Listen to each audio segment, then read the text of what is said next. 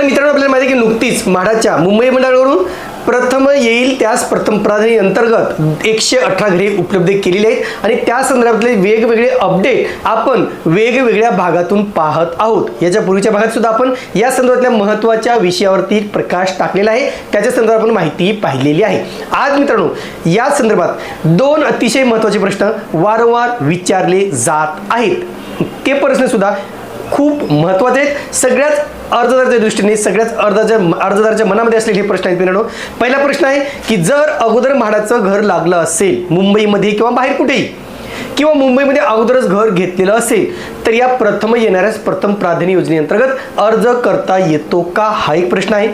आणि त्यालाच लागून दुसरा प्रश्न आहे तो आहे मित्रांनो, जर समजा या योजनेत घर घेतलं फर्स्ट कम फर्स्ट सर्व जर घर घेतलं तर पुढे मला भविष्यामध्ये म्हाडाच्या लॉटरीमध्ये सहभागी होता येईल का, हे दोन प्रश्न आपल्याला वारंवार विचारले जात आहेत आणि याच प्रश्नांची आज आपण थोडक्यात उत्तरे घेणार आहोत। नमस्कार मित्रांनो, कसे आहात सगळे, मजेत ना? स्वागत आहे आपल्या सर्वांचं या यूट्यूब चॅनलवरती ज्याचं नाव आहे RK प्रॉपर्टी न्यूज।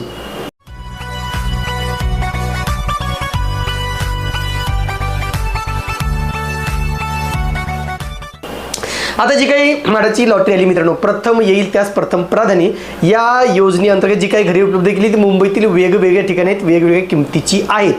आता सगळ्यात महत्त्वाचं मित्रांनो, या योजनेसाठी आपण पाहिले की ही घरे न विकलेली घरे आहेत, जी मागील लॉटरीत विकली न गेल्याने ही घरे पुन्हा विक्रीसाठी काढलेली आहेत। आता पहिला प्रश्न आहे मित्रांनो की जर तुम्हाला अगोदर म्हाडाचं घर लागलं असेल किंवा तुमचं मुंबईमध्ये ऑलरेडी घर असेल किंवा महाराष्ट्रातल्या कुठल्याही ठिकाणी तुम्हाला म्हाडाचं घर मिळालं असेल किंवा शासकीय योजनेतील घर मिळालं असेल तर तुम्ही अर्ज करू शकता का, तर या प्रश्नाचं उत्तर आहे मित्रांनो होय, तुम्ही अर्ज करू शकता का, कारण ही प्रथम येणाऱ्या अंतर्गत घरे उपलब्ध केलेली आणि यासाठी ही अट रद्द करण्यात आलेली आहे की तुमचं घर असेल तर तुम्ही भरू शकणार आहे। नॉर्मल लॉटरीसाठी जी अट आहे मित्रांनो, तुमचं जर म्हाडात घर लागलं असेल तर तुम्हाला परत म्हाडाच्या योजनेत अर्ज करता येत नाही, पण इथे मात्र ती अट शिथिल केलेली आहे।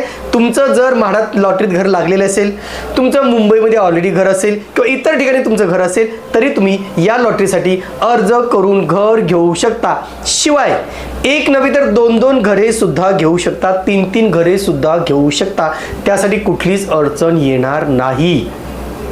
तिथेच दुसरा प्रश्न केला मित्रांनो, तो म्हणजे जर समजा एखाद्या अर्जदाराला या योजनेत घर घेतलं असेल, त्याचं अगोदर घर नाहीये पण त्याला या योजनेत त्याने घर घेतलं असेल आणि भविष्यातील मुंबई लॉटरीसाठी, कोकण लॉटरीसाठी, पुणे लॉटरीसाठी तो अर्ज करण्यास पात्र ठरेल का, हाही खूप महत्त्वाचा प्रश्न आहे आणि याचं उत्तर आहे मित्रांनो नाही, तुम्ही पुढील योजनेसाठी पात्र ठरणार नाही।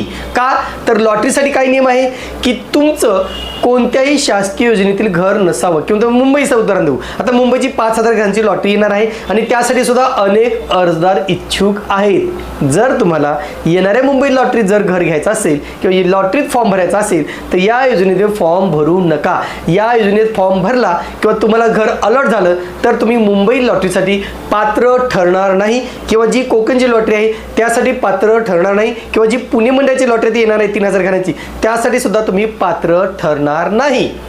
आता इथे महत्त्वाचा प्रश्न हाच मित्रांनो की फर्स्ट कम फर्स्ट सर्व अंतर्गत जर तुम्ही घर घेताय याचा अर्थ तुम्ही मुंबईत घर घेताय किंवा तुम्ही शासकीय योजनेतलं घर घेतलेलं आहे, फर्स्ट कम मधून जरी घेतलं तरी हे घर शासकीय योजनेतील घर म्हणूनच त्याची गणना होणार आहे आणि म्हणून जर तुम्ही फर्स्ट कम मध्ये घर घेताय तर तुम्ही पुढील लॉटरीसाठी पात्र ठरणार नाही, तुम्हाला त्याचा फायदा घेता येणार नाही किंवा लाभ घेता येणार नाही। आता याच्या संदर्भात जे काही नियम आहे ते माहिती पुस्तिकेत स्पष्टपणे देण्यात आलेला नसला तरी अधिकृत माहिती आम्ही घेतली मित्रांनो की या लॉटरीत किंवा या योजनेत घर घेतल्यानंतर तुम्हाला म्हाडाच्या मुंबई लॉटरीत अर्ज करता येणार नाही आणि म्हणून ज्यांना खरंच घराची गरज आहे त्यांनीच या योजनेत अर्ज करावा, ज्यांचं बजेट प्रॉपर आहे, कारण सगळी घरे आउट ऑफ बजेट आहेत मित्रांनो, जे 50 लाखापेक्षा कमी आहेत तीच कुठेतरी परवडणारी आहेत आपण म्हणू शकतो, पण बाकीची घरे ही जास्त किमतीची आहेत, म्हणून तुम्हाला खरंच घर घ्यायचं असेल तरच अर्ज करा। जर तुम्हाला असं वाटत असेल की नाही मला लॉटरीसाठी थांबायचं आहे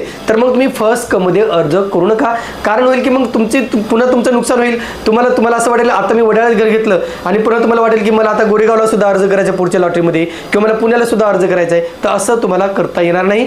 याचाच अर्थ असा आहे की तुम्हाला एकाच योजनेत कुठलं तरी घर मिळेल. एक तर प्रथम येईल त्यास प्रथम प्राधान्य, किंवा मुंबई लॉटरी किंवा म्हाडाची जी काही लॉटरी आहे त्या लॉटरीच्या अंतर्गत तुम्ही घरे घेऊ शकता. म्हणून आता जर अर्ज करत असाल तर तुम्ही योग्य निर्णय घ्या, अभ्यास करा, विचार करा आणि त्याच्यानंतरच या योजनेसाठी अर्ज करा, जेणेकरून भविष्यातील योजनेपासून तुम्ही वंचित राहणार नाही.